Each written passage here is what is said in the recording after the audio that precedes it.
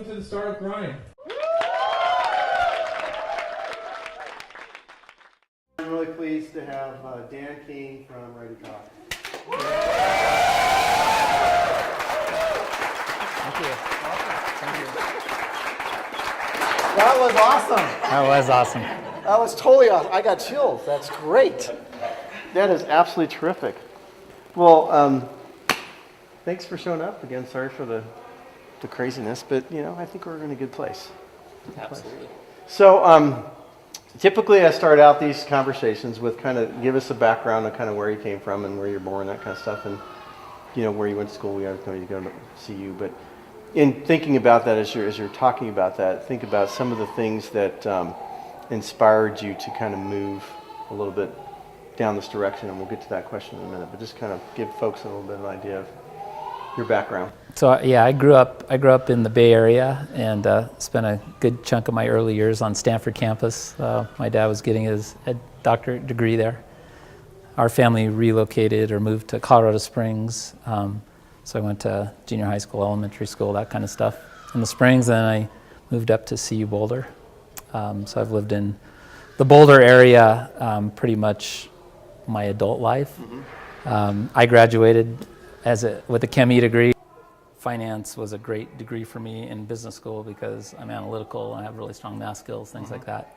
I loved the idea of being able to combine biotechnology and business together, and there was a sort of a budding biotech industry in Colorado in the Front Range, and it also kind of collapsed all of a sudden. So then it becomes a decision: do I go to a coast and try to find a job at one of those companies, or Colorado just runs through my courses through my veins, so to speak. I can't leave the Front Range. I can't really leave Boulder. It's just an awesome place to be. So I was just going to adapt myself until I figured out what. Okay. So I ended up I ended up with this great opportunity. I got to work for, I took a job with a competitive phone company right before deregulation got passed around telecom, so that companies could compete with the R-Box. And that was a fantastic time. That was an industry full of cowboys, and they're just a tremendous opportunity to sort of learn and just sort of ride this really interesting wave of business development and growth. So what were some of the key things that you learned in that helped you go into entrepreneurship? Or what were some of those things? At least not there, but even going through that process of skiing and working for Breckenridge and hanging out at the wing cables and stuff like that. What were some of the things that went through your head that went, God, I could do something? Well, so when I went back to business school, the thing that was the most intriguing for me was to go to things like this, where CU would invite successful entrepreneurs in the Boulder community to come talk in classes, and usually it was after hours, sort of at the end of the day. Those things were just fascinating to me. Hearing guys, I was talking to somebody about the founder of McData, or the guy that started the blood somatogen blood company. Those guys, a bunch of biotech startups there. Just fascinating, right? The stories are so interesting, and so I definitely got a bug about it there. When I went and worked at ICG, I had a sort of a couple of, I'll just call it moments that sort of set a course for me. One was I went on vacation, and I had Jim Collins' book Built to Last with me. And I read that book on vacation, and I was just like, that book was all about great companies were based on strong visions. They were visionary companies. They had strong cultures. They had a strong sense of purpose and core values and things like that. And that whole book was a study that contrasted those companies to companies that were in the same industry that didn't perform that well. And up to this point, my background was finance, and everything I did was sort of with this eye to how do you maximize return on capital invested in a business. And then I'm reading a book that says actually successful companies are all about strength of vision and strength of culture. And I thought, well, that's really interesting. And the second thing that was really interesting for me was the aspect of that book, which was of those 22 great companies that were profiled, only 2 of them were in the same line of business that they started out. So that removed a huge obstacle for me, which was what's the right idea to be an entrepreneur around. I said, hey, I'll just build a company that has a great culture, and then we'll figure it out as we go. Okay. So I was like, that was very liberating. And then the really interesting that happened after I read that book was I went back to my company, and I had a business development team that reported to me. And I used that book as a model to help like work on a vision for our department. And my department got really energized by the process, and then all of these other managers in the company saw some value in that, and they asked me to help. A few of them asked me to help their teams create vision statements for their particular work groups within a company. I thought that's really interesting. And then the senior leadership team asked me to go ahead and help this whole company create a vision, because they got that this mattered to people, and there was actually energy for it. So then I was sort of like the consultant to the facilitator that was trying to help this company create a vision. Test case, you proved it within my team. right? Yeah, it was interesting. It was it was lessons learned along the way, but it was very much, what I learned from that was it totally was resonating with people. When I got the opportunity to do it with the most senior leaders of the company, the whole thing just sort of fell apart, because none of them really cared about it. At an intrinsic level, they all thought it was just a colossal waste of time. They just realized it was something that they had to do to keep other people happy in the organization. Okay. So when you're involved in a process like that, where you have all this sort of heartfelt interest at this ground level of an organization, and then you have a leadership team that feels like it's just a complete waste of time, you realize the disconnect of the environment that you're in. So, and then there was even within that process, which was sort of pivotal for me, there was one of the guys that was in the process was he was formerly the CEO of a company that my company had bought. Okay. And he looked at me, he just sort of called me out in the middle of this meeting and said, "If you're so smart about all this stuff, what have you ever done?" And I was like, well, challenge. Fair point. Okay. So that sort of just started I started to drift pretty fast. I had a business development group, and the one guy that worked for me and myself, we saw opportunity to basically try to figure out how to bring a different type of a customer onto a very early VoIP network and deliver a different kind of value to those users, because otherwise we only had the capability to sell long distance on that network. Right. And I socialized some of the ideas to the leadership team and sort of got that, yeah, right, whatever, kind of response too. So I had a couple of motivators here it was that couple of cues that it was time to go. So in that process, you're thinking about that. Yeah, the idea. What's going through your head? What am I going to do next? So you got this great idea. I don't have any idea.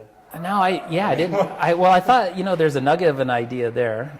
So that was one thing. And then the other thing is I just had this sense that I had to get the heck out of this place. Mm-hmm. And it was a good company, and I had a great job. And so I don't want to just be completely throwing that company under the bus. But I also realized that I was sort of pretty disconnected with the senior leadership team there in terms of what was important to me and what was important to them. So was it a proof that you could do it? Was that challenge something that you actually took and said, yeah, damn, I can do this myself? I thought, right? Or I had this, the other epiphany I had through this whole process was, like, when I'd go to something social and somebody would ask me where I work, I became acutely aware of the fact that when I would mention the name of that company, I wasn't proud of the fact that I worked there. And the reason I wasn't proud is because they could care less about what the business was about. They could only care about sort of how can we make more money doing what we think the space that we compete in. And that's fine too. I mean, there's nothing wrong with maximizing economic returns at a business. Don't get me wrong. I'm not misguided about that idea as well. But I think that businesses should be more than that. And I realized that I was disconnected from that standpoint too. So all of those things sort of conspired to me going, what if I'm going to do this? Why not now? I had a 3-month-old baby, so it seemed like a good time to quit my job and start a business. That's always another driving factor. So if you have kids or you're thinking about having kids, September, October, November, December, 6 months. I lied. She was 6 months. Yeah. So this is back in the late 90s. This was she was born in 1999. So yeah, this was very early in 2000. Okay. Yeah.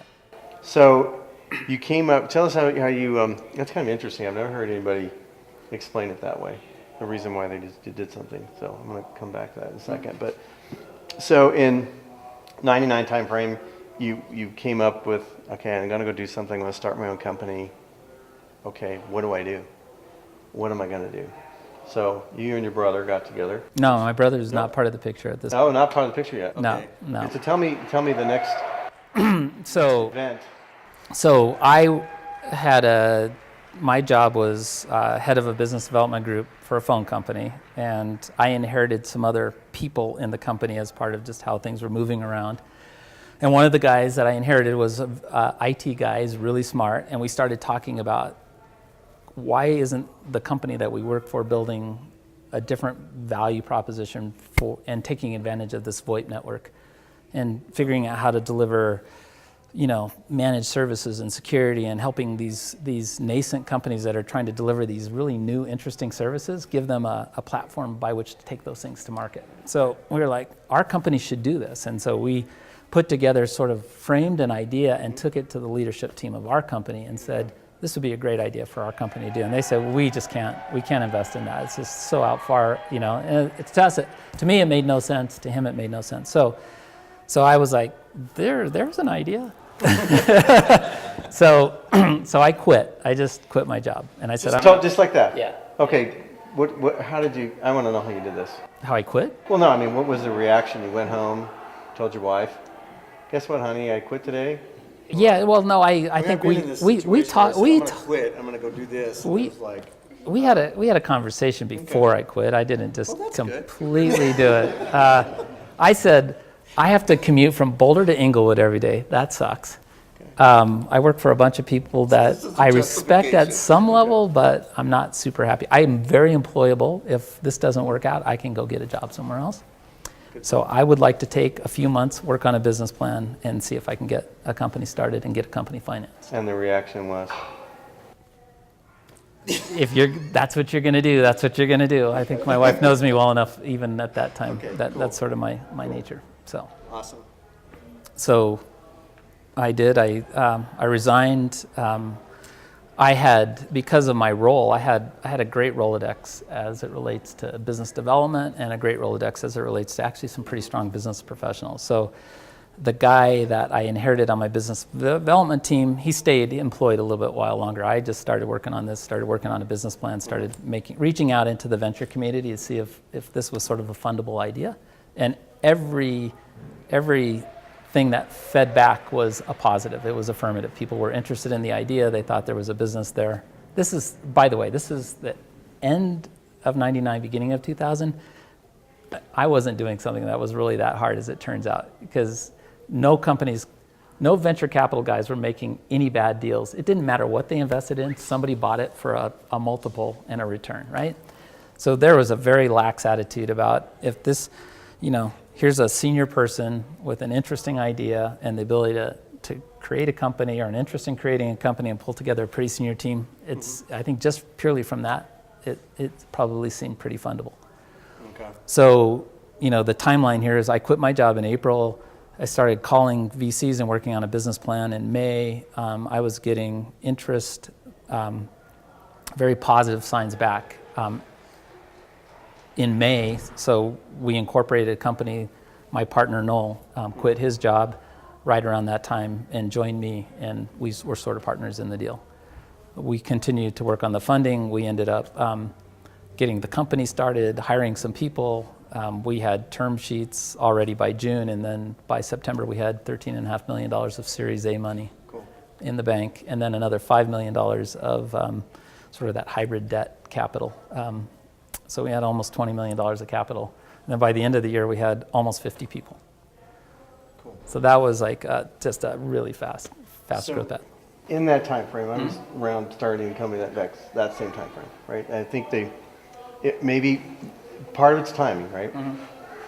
But going out and talking to VCs and giving them an idea, I think that there's a sense, at least from these discussions we've had, and we talk to people who are like, well, how do we even do that? How do we even go and talk to VC? What do I do? What do I need to have? And there's I think the spectrum, if you will, of things that you actually need to have versus the things you really need to have.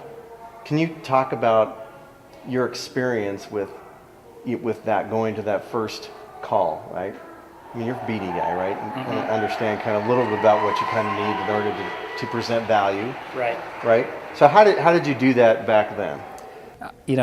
It's what are the steps that you took to do that? I think what's super important is somehow you get above the fray of the noise that VCs just get inundated with, and if you have the the capacity to sort of leverage a Rolodex and a network of people that have credibility and that they have knowledge of, if you are fortunate enough to have that kind of a situation, it just opens doors. People will take your calls, they'll listen to your ideas. Some of them listen to it and they go, I don't know what you're talking about and how you're going to build it. And in fairness, those were the smartest guys out there. No, I'm kidding. But I think that that was one of the benefits of starting late in life in terms of being an entrepreneur, was having a lot of those things sort of in place based on having a pretty successful professional career for some period of time. Okay. I think if you're somebody who's 21 years old, 22 years old, it's probably a much different dynamic to try to figure out how do you get the attention of sort of the high profile types of investors that you think are really a good match for the type of business you're trying to build. And we were very selective. We spent a lot of time trying to understand venture capital and who would be sort of a good fit in terms of where they'd already invested and what they understood and how they'd be able to help us build a company. So how do you think that differs from today? Do you think it's any different? It's a good question. I'm probably the wrong person to ask that. I've been such a single-minded on building a company for the last 14 years that I'm really not that dialed into the venture space as it exists today. I know a lot of VCs now because of what we've done. Right. And there's some really great local VCs here that I've gotten to know, the Foundry guys, Access Venture, bunch of other really, really good VCs. So you got your money, you started the company, you had 50 people by the end of the year. You started developing the product.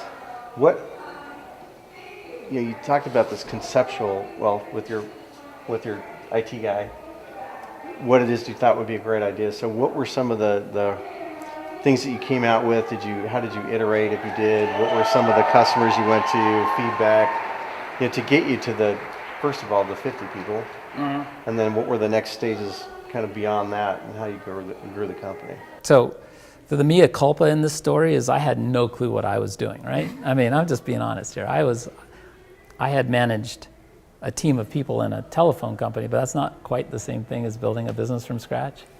And the people that I knew that I recruited to help build this company really weren't that different than me in that regard. So one of the problems that happened very early in building this company was there was a lot of smart people with good leadership skills and management skills, but not a lot of entrepreneurial strengths. And that's a hard way to build a company. That ends up being one of the kind of the big lessons that I took away from that early experience, is that we were spending way too much time building the company infrastructure up to create a business, but not nearly enough time out in the market understanding exactly what a customer needed from us for us to have a great relationship with them as it related to the products and services that we were conceptualizing to build. So we sort of got our company ahead of where we had our product. And that ended up sort of creating a lot of pain internally, because people, this is another thing that I've learned in my years of providing, leading and managing, is that, great people want to contribute and be productive and get things done. They want to make things happen. And if you get out of sync with the scale of the business compared to what the business is actually doing in the marketplace, it creates all kinds of opportunity for angst in your organization, tension, frustration, those types of things.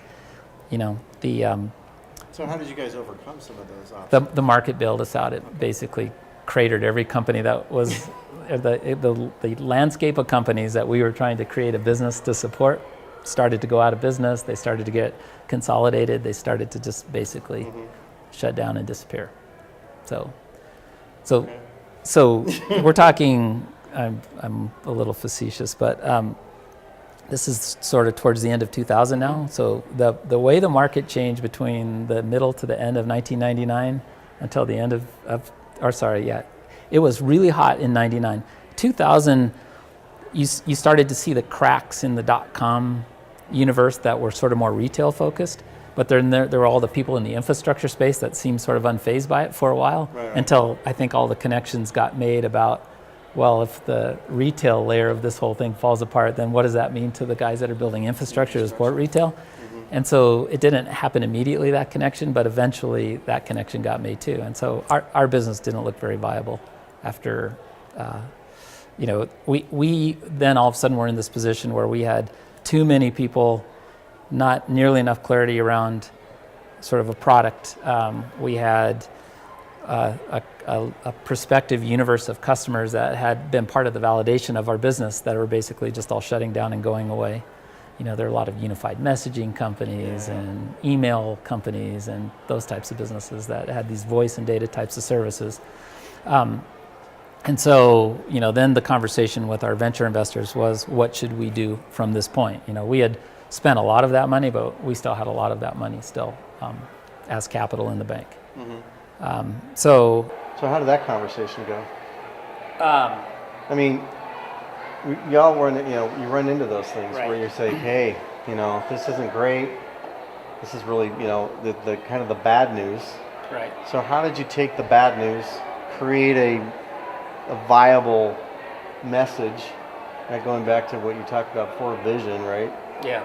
How did you resell that, more or less? So that to those guys, right? Yeah. So sort of what happened in our business was the last person hired that was still on sort of through the money of the venture capital was my brother. Mm-hmm. So at this point the company was already starting to feel a little bit fractured. Scott and I had been in different industries. His path out of college wasn't skiing. His path was get married, get a job at HP, and start working professionally and kind of working up the ranks of a sales organization, right? But it was sort of interesting because every time we get together for vacations and stuff, we talk about, wouldn't it be cool to work together? Right. And he had finally left HP. He went to a startup in Colorado Springs that failed earlier than mine failed because his was more retail focused.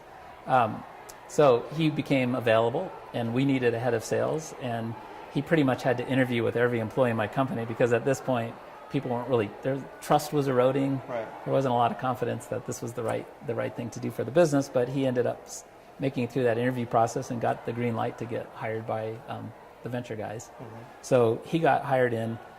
He is through and through a salesperson, and he is great at thinking about solutions for customers. He spends most of his time in that space. And so we basically all acknowledged, venture, board, employees, leadership team, we all acknowledged that we had a business that wasn't viable in terms of how we originally constructed it. So we sort of what I did was I created like two groups to look at two completely new options for the business that both seemed like they had potential. One was still in the infrastructure space, and it was sort of like the idea of outsourcing signaling to carriers that were building VoIP networks. It was sort of like there was a company called Illuminate in the SS7 world, and we were trying to sort of extend that into the VoIP world. The other idea, and this is where Scott came from, is like trying to move the company into the application space. He saw an opportunity because of the job he was in before he had been trying to sell into the audio conferencing service providers, and he saw that they all had sort of an undifferentiated audio product, and he looked at the idea about building wholesale web conferencing technology, integrating it with their audio bridges, and then giving them basically a more differentiated service with higher margins and more profit potential. Mm-hmm. So we had two groups. One worked on one worked on the other, and it caused everybody to hate each other, which was really interesting. I'd never do that again. Don't ever divide your company into two teams. You guys go figure this one out, you figure this one out, we'll pick the best one. That was a bad idea. So that's interesting, though, that you did that, but how did you even manage that? Not well. There's a lot of things I didn't manage well at this point in time in my career. It's just kind of one of those things, again, I've never done this before, kind of just go and figure it out? We had two different paths to validate, and this was a way to try to validate them both as quickly as we could. It definitely created some tension in the company. The VCs are probably watching this going, well, this company doesn't look that healthy, does it? Regardless of what they pick. and I'm not sure it would have mattered anyway. Our leadership team ultimately settled on the idea to build wholesale web conferencing, and then we tried to sell that to the venture guys. And they said, I think the quote was, we don't want to be a Me Too in a market, much less a Me 5. I was like, okay, so there was already WebEx, there was already Placeware, there was already Raindance. They were like, yeah, it's not interesting to us. Well, we didn't do anything. They basically said, we need a different path forward with this company, and it's not either of these ideas. We basically want you to stop spending the rest of the capital that's still in the bank. So then we got into that kind of a situation where we're basically negotiating what to do with the assets and, the company, essentially. The interesting thing that happened along the way was we had never even fully filled our board, and so it sort of changed the dynamics for how you negotiate a separation if all of a sudden we ended up with a much stronger position than I think most companies normally find themselves when the VCs want to close the business, because there are only 3 board members and 2 of them worked in the company, and I was the chairman. And so that gave me a huge amount of leverage in terms of how that process worked. At some point, sort of the players changed teams and the weighting shifted, and so then the negotiation happened a little faster. So we ended up separating with them. We created a separation agreement. They didn't have interest in the IP. They didn't care about there was a lot of like cubes, office cubes, and equipment that there wasn't a lot of market value for. They threw in some free rent, and we basically fired everybody from that company. And then Scott and I created a new company that then was partly based on the assets of that old company. Okay. We hired 12 people out of the 40 or so that had, I think we went from 46 down to 32 down to 0, and then back up to 12. And then that company, one of the things that we acquired was the name Ecovate because it was part of the IP, so we never changed our names. And then we just started working on this new business with this new strategy without any venture backing. So that was sort of a big transitional point. And the idea with that company was, hey, it's not that hard to raise capital. We've done this before. There's one thing that we thought we could do was like raise capital. Well, different story the second time around.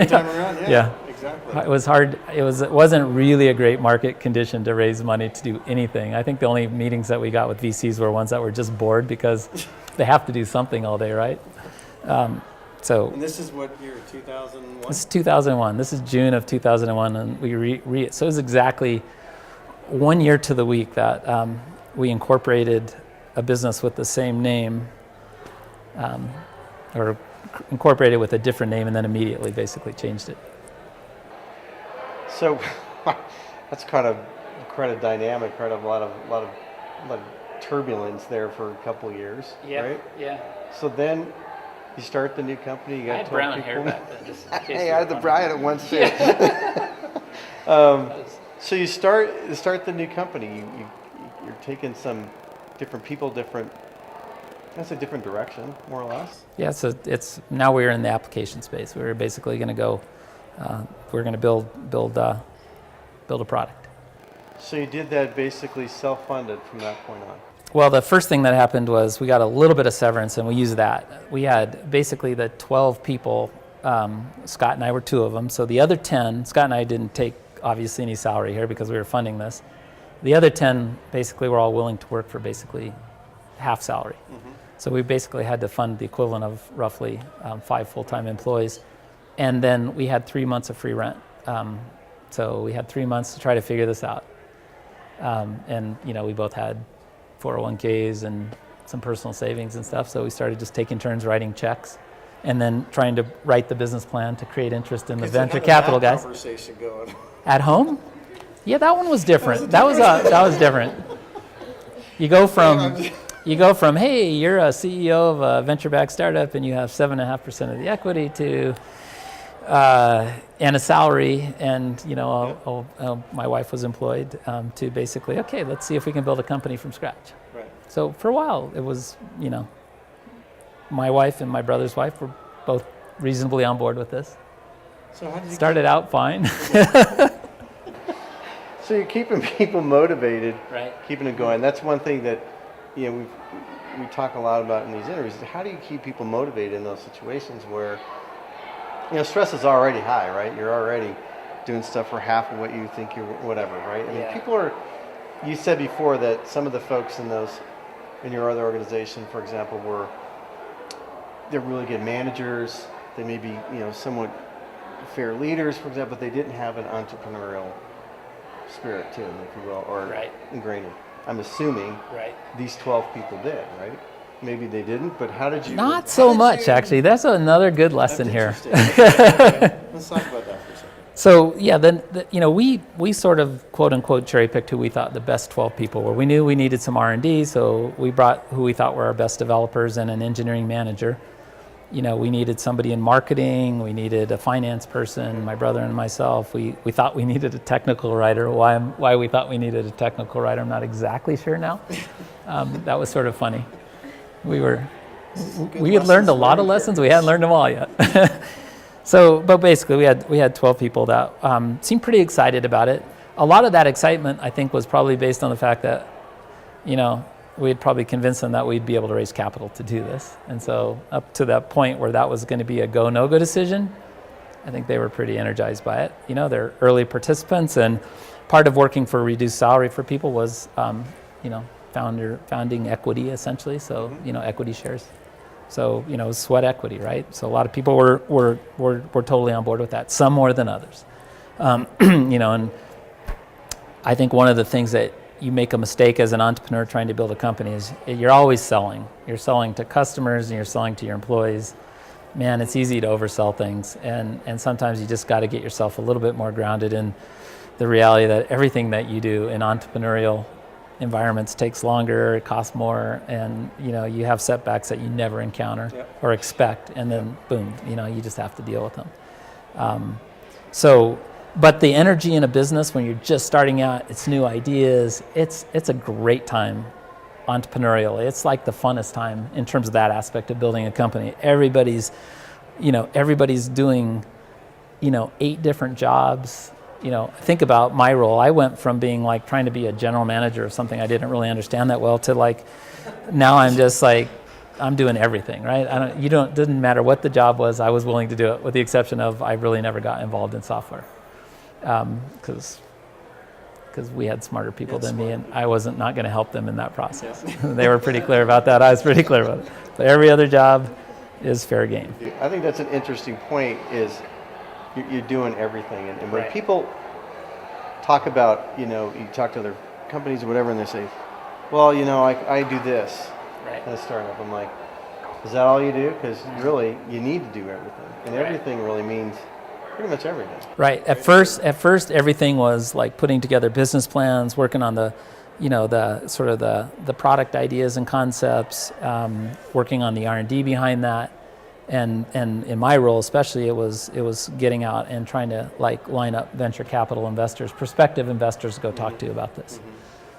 And then in Scott's case, it was very focused also on sort of business development with the large carriers, because we were, at least one thing we were smart enough to figure out is that if we were going to go down a wholesale route to build a web collaboration platform and take it to market through carriers, we better work with big carriers, because it's a long road to get to market that way, and if they don't have the scale to be meaningful in terms of the revenue, then it's going to be just a colossal waste of time. And there was another company in our space doing the same thing but focused on the little guys, and they're long since gone. We were trying to talk to AT&T and Sprint and MCI and Global Crossing at the time. Those 4 providers probably had 75% of the audio conferencing market space. So how long during that process, 2001, rolling, when did you feel like you were in a situation where you can kind of take a breath?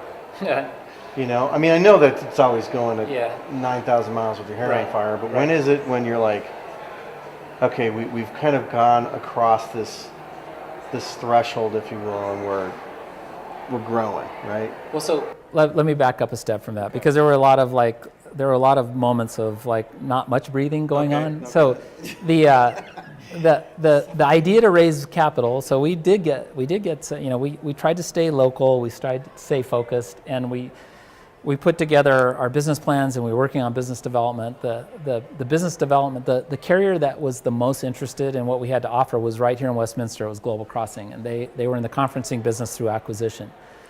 And we got some of the better known at the time local VCs to at least hear us out. And there was one group that actually showed some pretty promise in actually giving us a seed round of capital. It was stipulated that I would have to not be the CEO for that to happen, but I was okay with that. It's hard to overcome your reputation, your stellar reputation as an entrepreneur. But we in the process of getting to that last meeting, because we had hired a consultant that was helping us advise us, and he was sort of feeding us the inside information of what was going on. And he let us know that they were ready to basically give us a term sheet, and it was probably going to be in the $2 million range, right? They had to do one more due diligence call with Global Crossing prior to doing that. Within the week of that call, Global Crossing filed for Chapter 11 bankruptcy of protection. So that was an unfortunate event for us.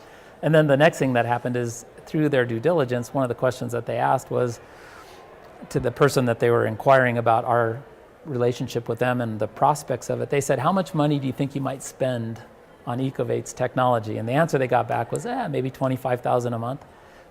So, we had represented Global as being about 15% of the carrier market space in terms of audio conferencing. So if you can do the math, $25,000 divided by 0.15 equals not a very big or interesting market, right? Like, not even $150,000 a month of potential revenue if you had every customer, right? So that just killed, it killed their interest at a couple levels. The Chapter 11 aspect was definitely a downer. Mm-hmm. And then the fact that it didn't feel to them like it was a big market was a total downer. So we went to this meeting thinking we were going to get a term sheet, and what we basically got was I'd be really careful about putting another dime of my own money into this business if I were you guys. That was the fatherly advice that they delivered as we were walking. Oh. Yeah, God, this didn't go well. And because we were confident we were going to get a term sheet, the company was playing Rocky music, Eye of the Tiger, as we were walking out, because everybody expected us to come back with money. And we came back and it was like, not so good, and then that would be something. So the conversation with my brother walking back was, Scott, he's very pragmatic. He's like, if we don't have something to sell, he said, we're done with this process. Mm-hmm. This is a waste of time. Let's stop talking to VCs. This is a waste of time. And he said, and second, if we don't have something to sell really soon, we might as well just give up on this. So we went back to the office. We gave everybody the bad news. Then we did what we always did in a crisis. We went to the Rio. And in this case, I think the three of us that were there was about 6 marks each. Two of us, my brother and myself, ended up sleeping in our office that night, and both forgetting to call our wives. So it was a bad day. But that's a bad day. That's a bad day. Okay. But out of that, the next week we said, this was Scott's idea. All credit to Scott. He's a very creative guy. He's like, he said, we have to have something to sell like tomorrow, or we should just give up on this. And so he went back to Global Crossing and he proposed a barter deal. And the reason it ended up being barter is they were in Chapter 11. They couldn't sign a contract to pay us cash if they wanted to. They could have loved what we were doing, but they're Chapter 11. You can't sign contracts. And in our case, Scott was like, we'll be their customer. They can be our customer. We'll create a rate sheet for our service to them. They'll create a rate sheet for their service to us. And rather than pay with cash, we'll just manage this all through barter. So that's how we got started. And then, we had basically an audio conferencing service the next week that we could start talking to customers about. So that day, my job turned to sales, direct sales. I'd never done a day of selling in my life, but except for maybe if you count waiting tables. Yeah. But I sold a lot of wine in my life. But so then maybe another month and a half later, then all of our engineers quit. And that happened right before we actually signed the contract. It probably happened before we got to the barter agreement, but when we were having the conversations about it. Because one of the other things that I learned in this whole process was, and this is totally fair to the people I'm talking about, but some people just don't have that tolerance for that kind of risk, right? They don't need that in their lives. They're not really entrepreneurs by nature. They're actually professionals by nature, and they just happen to be in an entrepreneurial environment, and that was a really bad fit. So the amount of stress that they were processing as it related to sort of the ups and downs, and here's a new strategy, here's a new approach, it was just really hard for them to manage. So my brother Scott and I were actually on took a little getaway golf trip out to Arizona with a few of our buddies, and get the call when we were on the golf course that the engineering manager needed to talk to us, and it was to tell us that the entire team had quit. Every one of them had taken a job back with the company I used to work at, because they had emerged out of their Chapter 11 bankruptcy and now needed to build a billing team, and here was There they were. here they were. Wow. So it was interesting. So Another trip to the Rio. yeah, I think pretty sure that one also involves some heavy drinking. And then It's good to have that out. yeah, and then but we continued to work with Global Crossing. We actually, both of these companies had sort of interesting dynamics going on of their own right. They still saw a lot of value in what we were doing, and I don't think that they were looking at those resources as sort of key to this. They were looking at us, the leadership, and the direction of the company. So we got that contract signed. Then Scott and I made the decision to, then we needed capital. Now we're trying to build a retail company. The road to market was going to be way too long. So basically we did a home equity line of credit at this point. So we basically raised roughly $900,000. We borrowed, back then you could basically borrow roughly 100% of the equity value of your home. You can't do that today, but you could do that. You could do this in 2002. So we put roughly that much money, capital, into the business at that point, and then we just started trying to build a retail business and started selling customers one at a time. Wow. So I think I breathed in 2004. I think that's when I first. So it's like 3 years you held your breath. Well, then what you realize, you still have a huge cash flow problem. We couldn't get where we needed to get even with that additional capital. At this point, we probably put between us maybe $800,000 into the business, and then the home equity line of credit. And then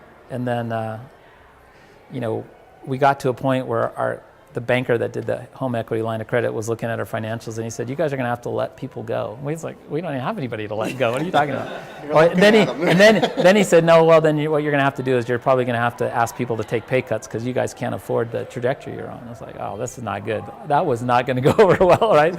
The few people that were still with us. So we ended up going to friends and family and doing we did a friends and family round of common at that point. It's mom, dad, both my sisters, a few of my really close friends. We got them to pony up another $250,000 into the business. And that got us just barely over the hump. The other thing that happens is you don't pay a lot of things that you should be paying along the way because you just don't have the cash to do it. But very creative. so you get creative and you just dig some really deep holes that eventually you have to come back with a shovel and fill up. Yeah. So That's an interesting. I can't imagine the turmoil, right? Yeah. That's going on during this period of time. yeah. But I think one of the funny things. So the way I got my wife to get on board with this whole idea was, I just made her work at the company, and she loved it. She loved the people. She loved the energy. How about if you become an employee? She was all in. So she quit her job and came and worked for us. And then she got pregnant with our second child. And then after that, she left the company to be a full-time mom, but it ended up being fine. And then my brother's wife, because my brother's a quintessential sales guy, I always needed to talk to his wife because she didn't believe him. And make sure I could keep her spirits high about the positive opportunities for the business. So you are really a salesperson. You're a very good salesperson. Yeah. Right? That's you pretty. Said you're always selling, right? Right. Internally, Yeah, I think if you're a CEO and you're not selling your business, you're not selling your ideas, you're not selling your vision, you're not selling your passion, you're not selling your product, then especially as an entrepreneur, I think that's sort of goes hand in hand. If you don't think of yourself as a salesperson, in addition to all the other things you think of yourself as a CEO, then I think there's something probably missing in terms of what you're relaying out there. So what kept you?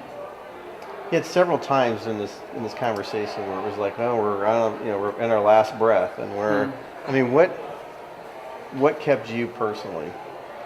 You get up in the morning, you come back from the Rio the night before, and you're just like, oh my God, how am I going to just keep going? I didn't actually ever have that experience. The experience I always had was, I just really valued the people that I was showing up to go do this with every day, and I think there was huge energy from that. So it was. Them, it kind of kept you. Yeah, I think it was sort of the energy of the community of what we were trying to build together, and I think people. And the nice thing about building a company one customer at a time, it was a recurring revenue business model, and every month you're sort of closing the gap on where you need to get to. There was one really funny time where we were basically we had these big plotter charts of our revenue growth, and we didn't even appreciate that we had seasonality in our business. And all of a sudden, like it was like July and August, June and July and August, there was like no growth, and we were just like, then all of a sudden that was just the most depressing thing in the world to have like a plot of your revenue growth up on the wall. It's like, get that thing off of there, right? Because that ended up being like all this energy, and then it was like, oh, this is a downer. Get that thing down. But This is the depressing wall. right, it became a very depressing wall, so we stopped looking at it. Okay, well that's cool that you have the people around you that help you do that, because making sure you're making those connections, right? Yeah. And those connections in this case, it sounds like we're pretty tight, right? I mean, Yeah. In fact, a lot of those people still work at the company. My senior leadership, 4 of us were in that original group of 8 people. cool. Yeah. So, and a couple others are, most of them actually. Only one of the really core group that started the company has since, moved on to do something different. That's a testament to what Yeah, you're doing. I think so. Yeah. So if you were to kind of list maybe the top 3 things during that whole process, now that you can look back on it, right? You guys are doing very well right now. Yeah. So look back and say, the 3 things that were kind of, I'd say, the most challenging. Maybe not so much most challenging for the company, most challenging for you personally. Mm-hmm. What were the 3? It doesn't have to be 3. Maybe it was 1 or 2 big challenges that really were, fundamental, if you will. And it may not even be at this proven process. It could have been to get you to the point where you are right now, and the company is right now. Yeah, I think one of the challenges is just evolving yourself with the different stages of growth that you go through. I think that there are a lot of people that are really good at different stages of entrepreneurship. I think people there's a lot of people that I've met in the local community that have figured out that they're great at starting companies, but they're not great at running companies, and so they're smart enough to get out of them before they start to wreak their own personal havoc on their own organizations, and so they get the period of time where they're really effective. It's the creative, early stage, high energy, that kind of stuff. Mm-hmm. I think it's one of the challenges along this path for me personally is just like, how do I adapt myself to continue to be effective in a leadership role from a company that at one point was 8 people and now is 180 people, right? At one point it was like, $10K of revenue a month, and now, it's over $3 million of revenue a month, So it's a very different business, and it just has different ramifications. I miss, one thing I do miss is I love the sort of the intimacy you have in a smaller business, because you know everybody. You know them well, their spouses, you know who those people are. Mm-hmm. And as you get larger, there's just a lot of people that start to work for your company. You just can't know everybody, not at that level anymore, right? Right. I think another challenge is, it's just dealing with sort of the psychology of the kind of the fractured people problems that you get to deal with, just through different phases of building a company. I think that's just personally really difficult. I think it's probably partly because of how I'm wired. I internalize it probably more than I should. Mm-hmm. I think some people are better about just letting that sort of appreciating that's just a matter of course with building a company, and they don't stress about it. Yeah. I sort of stress about it, so. Yeah. Things that keep me up at night tend to be either things that feel like they're financial crises or people crises, right? Those are the 2 things that when I realize I can't sleep, that's what's, the thing percolating in the back of my head that's not letting me. So if you were to change one thing, that's kind of difficult. Change one thing? Change one thing. Let's just say just in that period of time, if there was just one thing that you said, God, if that would just be different, what would it be? I have no idea. I know that if I look back strategically on what we did, the one thing I would have done differently once we sort of had this really interesting business model. So if you think about our business, we used a business model to mostly finance it, and that was pretty interesting. I think we could have been way more creative about how to leverage more selling early on and built a bigger company earlier. The hard thing about building a company the way we're building it, it's because it's been organically grown from some personal capital to a $36 million business at this point, right? The hard thing about that is our growth is completely dependent on our company's capability to execute. And every year that we execute really well, we grow cash flow and we have resource to invest in the company. So anytime there's even a little bit of a hiccup in execution, it just makes it harder to grow. And the thing about hiring really great, creative, highly energetic people is I think we have an obligation to keep a rich environment so that there's interesting things for people to be working on and opportunities to grow personally, because that's the company I want to be part of. So would you consider that to be a big challenge for you going forward? Is to maintain the energy?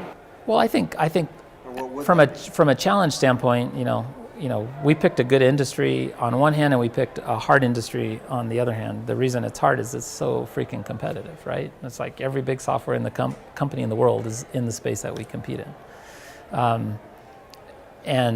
And all markets go through levels of maturity, and there's a huge amount of investment from lots of different levels in our business. So, we have to really execute well to continue to have a level of organic growth that allows us to maintain the work environment that we want to have as a company. So that's a challenging thing, right? So, and then stay independent. So, there's always an opportunity to not stay independent if you have a healthy business, right? But to stay independent and do that's a big challenge. So is that a goal for you guys? Is to maintain your independence? Well, it's always been part of our makeup. But I think as a CEO of a business, I have an obligation to do what's in the best interest of the business in terms of keeping it healthy, right? At some level, I'm a huge reader, and I read a lot of business books. I read a lot of other books. I've always been a big fan of Drucker's, and he talks about a lot of those things, and I love the way he sort of frames that. As a CEO, your first the question you have to ask about every decision you make is what's in the best interest of the company, and that's not what's in my personal best interest, and that's not what's necessarily just in the best interest of shareholders. Company is much more broad than just my personal interests or our shareholders or even our customers. It's our employees, it's our customers, it's other external constituents, and that has to always for me be the lens. And so I always feel like even if it's my personal decision that I'd want to stay independent forever, if it's not in the best interest of the company, then I would have a hard time, continuing down that path. So that's a good point. Well, what I'd like to do is take a couple questions. Remember that? Yeah, absolutely. So we're going to take a few questions. Anybody guys got questions? Yes. Yeah, Dan. So interesting because I was working at Genesis Conferencing. Okay. Now Right. on Integral. Right. All this was happening for you guys. So Right. fast forward to today. You talked about there's always been a lot of players in this market. Right. So what makes ReadyTalk different from say WebEx or GoToMeeting? What do you guys do differently to kind of stand out among those guys? Yeah. We have two kind of lines of business. We sell like large event and webinar services, and we predominantly focus those on the marketing user. I think what we've done a great job on that side of our business is we've integrated with all of those other types of platforms that a marketer uses to run efficient lead generation programs. I think between the quality of the integrations that we've built and really the quality of the professional services organization that we've also built around that side of our business, it's been a fantastic growth area for us. We probably half of the integration partners actually use ReadyTalk as their webinar provider, and so we get great visibility that way as well. Whether it's, the other thing about our business is, building a company one customer at a time, to, one, then two, then three, then four, blah, blah, blah. We really do care. We've really internalized customer service as an organization. So, we win deals on the collaboration side of our business because people get frustrated either about audio quality issues, ease of use kinds of issues, reliability issues with web collaboration, and they also care about service. And so that's continued to be sort of a great engine of growth for us over a lot of years. There's a very big IT company in town that switched from Intercall to us and is probably one of our 10 largest billers at this point. And their frustrations were that incumbent provider was dropping the ball from a quality standpoint and not owning any of it in terms of like where they were sort of assigning blame for what was going wrong, saying it's all your problem, it's all within your network, right? They got tired of that, They've switched to ReadyTalk. It's been a fantastic transition for them, and they're a huge referral partner for us now. Cool. Good. Good. Any questions? Yeah. Oh, yes. You talked about basically keeping the entirety of the company and what's best for them, whether it's your customers, your partners, Right. your employees themselves. Right. I guess, can you walk me through, like, what do you do to think about that? Like, do you have metrics that you look at? Do you have like some sort of grid or quantities, or how do you try to decide that when you're making a decision? Yeah, it's probably way less analytical and way more just sensibility about a particular issue. You know, like you know, there's pros and cons, for example, to raising capital to grow faster. I get a lot of inquiry from private equity. It's every time ReadyTalk's in the news for being the best company to work for, or anytime we're on a growth list or anything like that, you know, I get lots of inquiries both via the phone and via email. And, you know, as long as I feel like we're in a position that we can grow our business fast enough and stay healthy and continue to invest in it, continue to create not only opportunity within, make sure that the opportunities within our business are interesting and meaningful to the, we've done a great job of hiring. ReadyTalk has a tremendous base of talent, technical talent, sales talent, marketing talent, customer care, you name it, across the board, our events group. So as long as we are in a position where we're continuing to create opportunity to have compensation increase, take on broader responsibilities, be very engaged and challenged by the work, then for me, then we don't have to think about moving away from that. But if all of a sudden we felt like we couldn't grow our business fast enough to make those things happen, then I'm probably not doing the company, I'm doing the company a disservice if I just ignore it because I like being in control and I like not having an external board and those types of things, right? So, yeah. We'll go here first. So, looking back at 2004, 2005, Yeah. and kind of the understanding that for entrepreneurs, everyone rolls their sleeves up and they get involved in the sales process. And get what aspects of your sales and marketing strategy in 2004 and 2005 do you think were significant contributors to your success? That's a really good question, actually. You know, this is my analytical side of my finance background, but I can look back historically on this industry and realize that one of the things that sort of happened was there's a period of time where it was sort of an imperfectly competitive market. And the reason it was imperfectly competitive is because audio conferencing service providers started with event conferencing platforms, and then eventually they introduced on-demand conferencing. So reservationless, dial an 800 number, put in some kind of codes, and then you create a conference room on the fly, right? The economics to support attended conferencing are very different than the economics to support reservationless conferencing.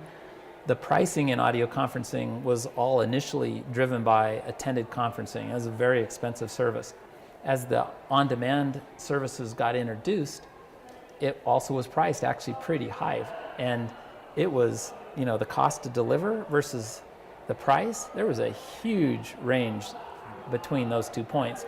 And we were smart enough to figure out that was an opportunity in the moment that wasn't going to stand the test of time. We sold on price. We said, we've got a carrier class service and we can just deliver it cheaper and we'll do a better job servicing you. And we're going to give you web conferencing for free too. It's like, it was too good to be true. In fact, people didn't buy it because it was too good to be true. It was like, they were like, what's the get? We had a big law firm in Washington, D.C., and I actually went out there and visited them. And I ran them through this pitch, and they were so skeptical. They were already a customer of ours. And they wouldn't grow their usage with us because they were so skeptical.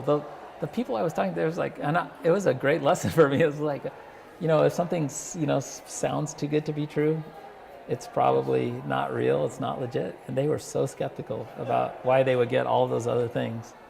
It's kind of fun. So, was the model from a sales standpoint, was it inside salespeople, was it outside salespeople? Yeah, we have inside and outside salespeople, but our distinction is probably to another company would look like more like all inside sales, I think, because they're all based out of Denver. We do some in-person selling in our local markets, but everybody sort of uses our tools and technology to have interactions with prospects. We run marketing programs that drive leads into our organization now. You know, we went from include web conferencing as a way to differentiate audio conferencing business model to now one where we basically treat those services, you know, they can be combined in terms of how they're packaged and priced, but we don't use one to differentiate the other. We have some customers that are audio only. We have a lot of customers that are web only, and most of our customers use both of our services. Question? I was going to ask mostly the same one, but how about a different one? Google Hangout and Skype, I mean, how much is that impacting you guys and what do you do? You know, our business is also interesting from the standpoint that you have sort of a stratified set of players and competitors. You have a lot of services that have been introduced over the last 4 to 5 years that are sort of free models, freemium models, you know, services like, you know, you have those services that you mentioned. You also have services like Join.me, and you know, they're sort of small business focused kinds of services. They definitely are creating an impact in the market. But you also have a class of customers that care about quality of audio conferencing, care about account management, care about how you service a customer, things like that. They don't really want to own the problems when things don't go well. And so we still have a pretty nice area to play in the business market above. So we don't target and sell to sort of that same type of customer that's a sort of a first choice. And then at the very high end, you know, you've got companies like Cisco and Microsoft that are also making significant investment in this space. So it's really competitive. It's a really competitive industry. We have to continue to think about how to differentiate our services and create unique value. In fact, you know, the last 3 to 4 months of our business has been talking about strategy options around how long-term do we continue to differentiate in collaboration. Interesting. One more question here.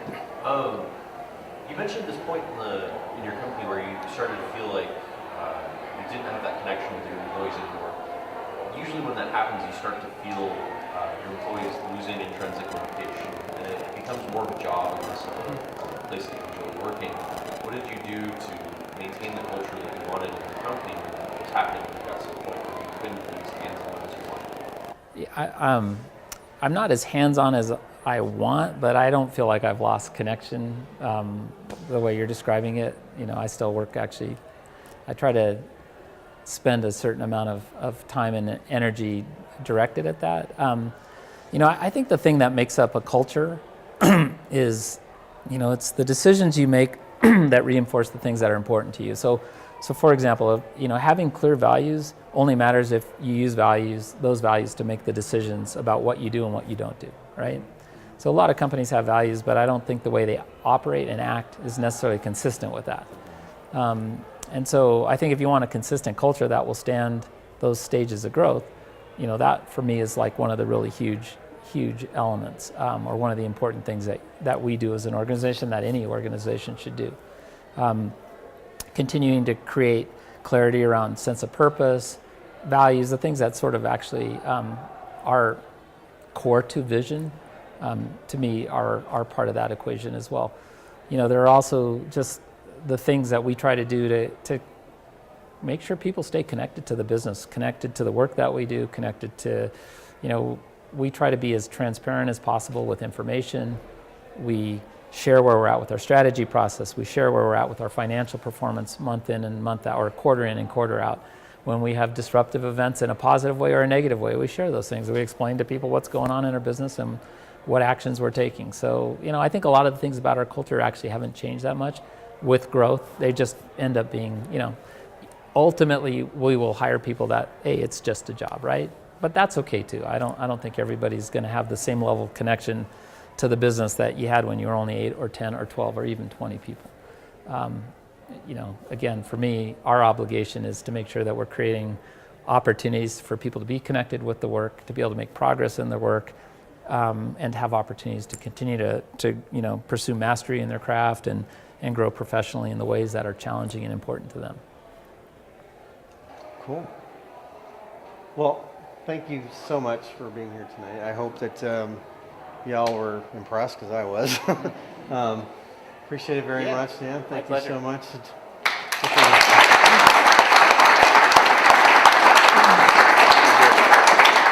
to be around till we kind of wrap up at 9 or whatever. So Dan's Yeah. going to be around. So if you have any other questions or whatever, Yeah, once the Ready Talkers drag me for a beer. well, you can get a beer here too. So those who want a beers, you can still go over to the bar and grab one. Appreciate y'all coming, and more to come for next month.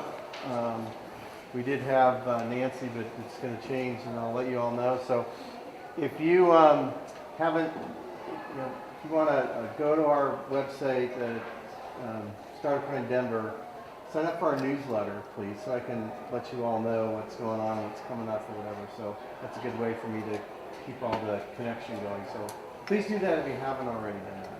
That would be awesome. Then I've also got a quick announcement.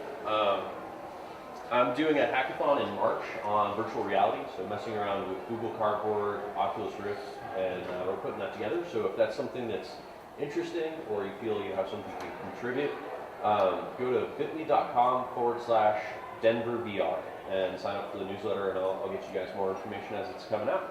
Cool. Thank you. All right. Well, there's some snacks over there and stuff, and some good beer. And thank you all for coming. Very cool.